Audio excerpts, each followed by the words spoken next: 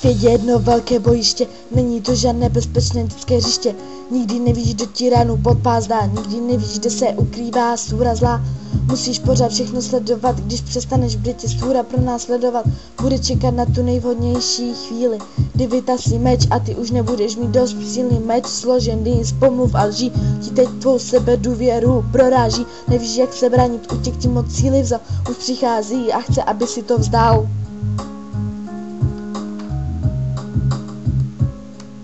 Život není hra, život je boj, vyhraje jen ten, kdo má dost silnou zbroj, protože útok je ta nejsilnější obrana. Když si mi chyběla odvaha postavit se zednající podle svého, tak tě prosím, neser se do boje mého.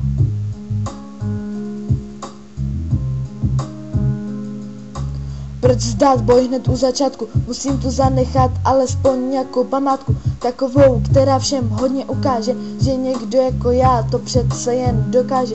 Nevzdat se, nepadnout na kolena, ale vyhrát boj. Stále si vylepšuju svou psychickou zbroj. Možná jsem chtěla pár blbostí udělat, ale proč dát soupeři důvod se radovat?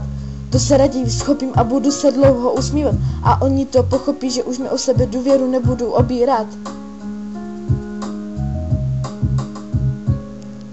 Život není hra, život je boj, vyhraje jen ten, kdo má dost silnou zbroj, protože útok je ta nejsilnější obrana. Když si mi chyběla odvaha postavit se zednající podle svého, tak tě prosím, neser se do boje mého.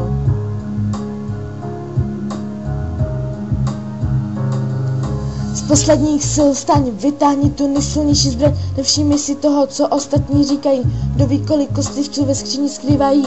Ignoruj to, tím je nejvíc nasereš, buď v klidu, vůbec to neřeš, žij si život svůj, neměň se kvůli ostatním, žij vše zlé se v dobré obrátí, vyhrávej svůj boj, před nikým se neponižuj, žij si svůj život, nad nikým se nepovyšuj.